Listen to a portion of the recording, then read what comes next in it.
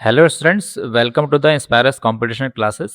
अभी तक हमने जो यहाँ पर बात की थी वो हम बात कर रहे थे सेल की कि सेल क्या होता है, सेल की डिस्कवरी कैसे हुई, ये भी हमने पिछली वीडियो में समझा। अब हम यहाँ पर बात करेंगे सेल थ्योरी क्या होता है। जो एनसीईआरटी के अंदर हमारा अगला टॉपिक है वो है क्या है, सेल थ्योरी।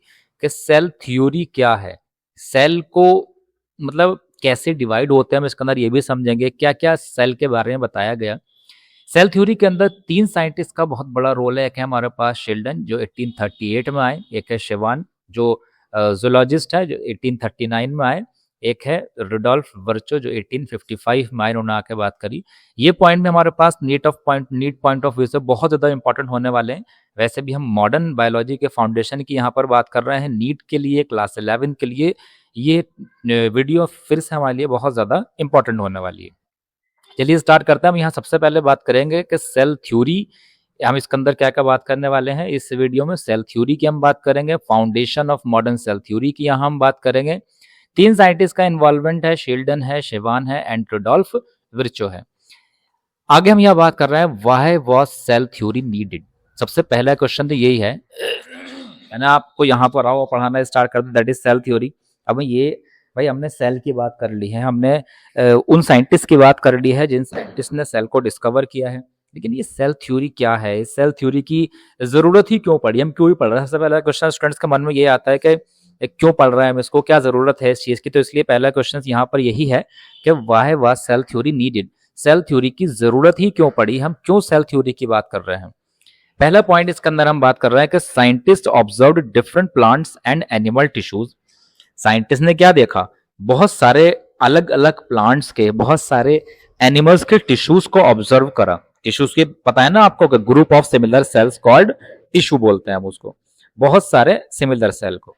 तो यहां पर हमें क्या पता चला, साइंटिस्ट ने बहुत सारे अलग अलग प्लांट के, एनिमल के टिश्यूज को देखा। Similarities were found among living organisms, जितने भी लिविंग ऑर्गेनिजम्स है वहां कुछ सिमिलरिटीज दिखाई दी। जितने भी लिविंग ऑर्गेनिजम्स है, जब वहां टिश्यू को स्टडी किया गया तो वहां कुछ सिमिलरिटीज दिखाई दी। A common structural unit was required to explain life. मतलब वहां क्या देखा गया, आपने स्टडी किसकी करी, टिश्यू की, लेकिन टिश्यू किसका बना हुआ है, ये हम यहाँ पर ये क्या बात कर रहे हैं कि टिश्यू किसका बना हुआ है, सेल का। और ये हमारे पास पूरा क्या है, ये टिश्यू है। तो जब टिश्यू सेल का बना हुआ है तो ये चीज वहां पता चल रही थी कि यार जो पूरा हमारे पास टिश्यू है वो भी सेल का बना हुआ है, प्लांट्स हो या एनिमल्स हो, मतलब हमें एक कॉमन और बेसिक चीज की जरूरत पड़ रही है जिसका नाम क्या है, सेल है। तो यहां से हमें एक बात पता चल रही थी कि all living organisms shows diversity but share a common cellular organisation. जितने भी जो लिविंग ऑर्गेनिजम्स है वो डाइवर्सिटी तो शो कर रहे हैं but share a common cellular organisation. लेकिन वो क्या मतलब, वहां डाइवर्सिटी तो है, चीजें तो बहुत ज्यादा डिफरेंट है, लेकिन एक कॉमन चीज को वो शेयर कर रहे थे, क्या, सेल्यूलर ऑर्गेनाइजेशन। जो ऑर्गेनाइजेशन है वो बेसिकली सेल का ही है, इसलिए सेल थ्योरी की हमें जरूरत पड़ी। तो यहां हम बात करने वाले हैं अब कि क्या क्या हुआ और किस किस तरीके से चीजें आगे हमारे पास बढ़ी और कैसे हमारे पास चीजें सामने आई। सबसे पहले हम यहाँ पर बात कर रहे हैं एक साइंटिस्ट मैथियस शील्डन, जो आए कब, 1838 में। बड़ी इंपॉर्टेंट है बात है, यहां पर ध्यान रखनी है। 1838 में आए, ये जर्मन बॉटनिस्ट है। बॉटनिस्ट का मीनिंग पता है ना, जर्मन का रहने वाले वो बात ठीक है, लेकिन बॉटनिस्ट मतलब ये किसके ऊपर स्टडी करते हैं, ये स्टडी करते हैं प्लांट्स के ऊपर। भाई बॉटनिस्ट किसके स्टडी करेगा, प्लांट की। Studied a large number of plants, उन्होंने बहुत सारे नंबर ऑफ प्लांट्स को स्टडी किया। तो उन्हें ऑब्जर्वेशन क्या मिली कि all plants are composed of cells. उन्होंने क्या देखा कि सभी प्लांट सेल के बने हुए हैं, डिफरेंट काइंड ऑफ सेल से परफॉर्म प्लांट टिश्यू। जो अलग अलग टाइप्स के सेल हैं उन्होंने प्लांट के टिश्यू को बना दिया है, वहां पर प्लांट का टिश्यू बना हुआ है। तो इंपॉर्टेंट कॉन्सेप्ट वहां से क्या पता चला कि टिश्यू क्या है, group of similar sales performing specific function. मतलब इस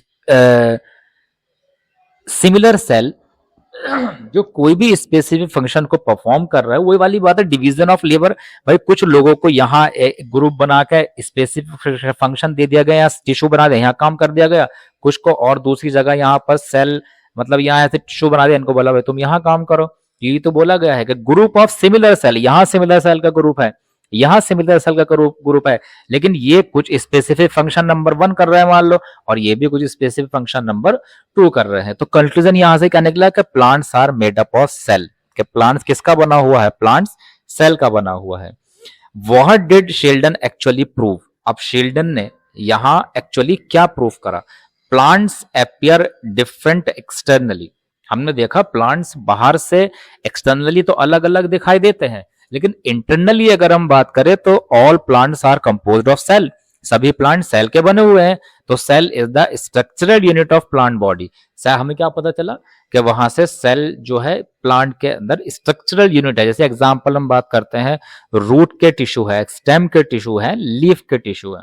तो की कॉन्सेप्ट यहां से हमें क्या मिला कि diversity of plant structure arises from the different types of cell, जो अलग अलग टाइप्स के सेल ने अलग अलग टिश्यू बना रखा है, अलग अलग वो वहां पर फंक्शन परफॉर्म कर रहे हैं। तो वहां से जो है प्लांट्स की डाइवर्सिटी का हमें पता चलता है, वहीं से प्लांट्स की डाइवर्सिटी अराइज होती है। अब दूसरे साइंटिस्ट की हम बात करते हैं, थियोडोर शिवान। ये कब आए, ये साहब 1839 में आए। ये ब्रिटिश के रहने वाले थे और इन्होंने किस चीज की स्टडी की थी, इन्होंने स्टडी की है जूलॉजिस्ट की। ये मतलब एक जूलॉजिस्ट है।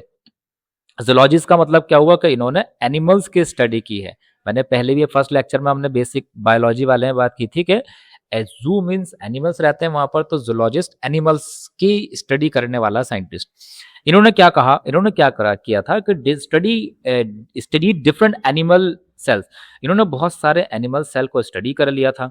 ऑब्जर्वेशन क्या मिला कि animal cell possesses a thin outer boundary. देखिए ध्यान देने वाली बात है, इन्होंने क्या देखा कि एनिमल सेल के अंदर एक थिन आउटर बाउंड्री होती है। जैसे अभी हमने पहले भी सेल का स्ट्रक्चर हल्का हल्का बनाकर देखा है पिछली वीडियो में। ये हमारे पास ये न्यूक्लियस है, ये साइटोप्लाज्म है, और यहाँ पर सेल का ऑर्गेनल होते हैं। लेकिन ये बाहर वाला एक थिन मेम्ब्रेन है, जिसको उन्होंने क्या बोला कि ये प्लाज्मा मेम्ब्रेन है। ये क्या है, ये प्लाज्मा मेम्ब्रेन है। इसको वैसे हम सेल मेम्ब्रेन भी बोलते हैं, इसको हम सेल मेम्ब्रेन भी बोलते हैं, या इसको हम प्लाज्मा लेमा भी बोलते हैं। अभी आगे हम बात करेंगे चैप्टर में, प्लाज्मा लेमा भी बोलते हैं हम इसको। तो उन्होंने क्या देखा कि जब बहुत सारे एनिमल सेल की स्टडी करने के बाद वहां देखने में क्या आया कि जो प्लांट्स की पास आउटर एक थिन बाउंड्री है, and this thin boundary is known as a plasma membrane. इस थिन बाउंड्री का नाम क्या है, प्लाज्मा मेम्ब्रेन।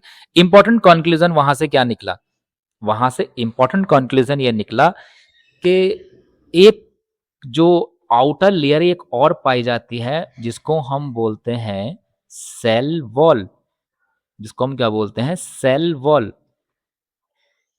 लेकिन ये एनिमल्स में नहीं होती, ये कहाँ होती है, ये होती है प्लांट्स के अंदर। तो इससे हमें ये पता चला, यहाँ पर जो इंपॉर्टेंट कंक्लूजन निकला वो निकला कि cell wall is a unique feature of plant cell.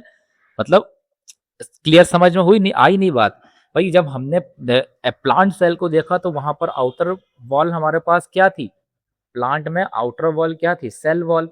लेकिन जब शिवान ने एनिमल के सेल को स्टडी किया तो वहां पर आउटर बाउंड्री के या आउटर मेम्ब्रेन के नाम पर हमें क्या मिला, वहां मिली हमें प्लाज्मा मेम्ब्रेन। तो इसका मतलब क्या हुआ कि सेल वॉल जो है वो स्पेशल और यूनिक फीचर होता है प्लांट सेल का। मतलब cell wall only and only plant cell के अंदर ही पाई जाती है। ये हमें यहां से पता चला। और भी जगह है, मतलब कुछ जैसे वो बात करेंगे हम पूरा आगे डिटेल में उसके बारे में। जैसे यहां पर हम बात करते हैं फॉर्मेशन ऑफ सेल थ्योरी। अब यहां से फिर सेल जो थ्योरी है वो कैसे बनी, देखिए दो साइंटिस्ट थे हमारे पास, एक थे शील्डन और दूसरे थे शिवान। दोनों ने मिलकर क्या किया, टुगेदर मिलकर इन्होंने सेल थ्योरी को प्रपोज्ड किया। All living organisms are composed of cell. मतलब दोनों साइंटिस्ट के कंक्लूजन में क्या निकला कि all living organisms are composed of cell. ये सेल थ्योरी दोनों ने मिलकर के दी, all living organisms are composed of cell. Next यहां हम बात करते हैं कि सेल थ्योरी की कुछ लिमिटेशंस भी थी। यहां तो हमें देखिए पता चल गया कि all living organisms are composed of cell and products of cell. ये दोनों ने मिलकर सेल थ्योरी दी और सेल थ्योरी का हमें पॉइंट दिया। लेकिन इसके कुछ लिमिटेशंस थी। लिमिटेशन क्या थी सेल थ्योरी की, हमें ये तो पता चला कि सभी ऑर्गेनिज्म, देखिए Schleiden and Schwann explained composition of organism. ठीक। नेक्स्ट हम बात क्या करेंगे, they did not explain the origin of new cell. उन्होंने ये बताया कि चाहे वो एनिमल हो चाहे वो प्लांट हो, चाहे वो एनिमल हो चाहे वो प्लांट हो, दोनों सेल। अच्छा, एक इंपॉर्टेंट बात यहां पर ये रह गई, मैं आपको ये बता देता हूं। ये इस वाली स्लाइड में, ये यहां पर हमने बात करी थी शिवान की, और शिवान क्या है, शिवान क्या है, जूलॉजिस्ट है। ये बड़ा इंपॉर्टेंट पॉइंट है यहां से। शिवान क्या है, शिवान जूलॉजिस्ट है, बॉटनिस्ट तो नहीं है। एनिमल्स की स्टडी की थी, लेकिन शिवान ने का जो कंक्लूजन था वो क्या था, वो प्लांट सेल के बारे में था। ये बात याद रखनी है। क्योंकि अभी हमने बात करी, शील्डन ने प्लांट सेल की स्टडी करी, लेकिन शिवान ने एनिमल सेल की स्टडी करी, और क्या बताया कि प्लांट सेल के पास स्पेशल फीचर होता है सेल वॉल का। ये किसने बताया, जूलॉजिस्ट है, एनिमल्स की स्टडी करते थे शिवान। ये बात याद रखनी है। आते हैं हम वापस।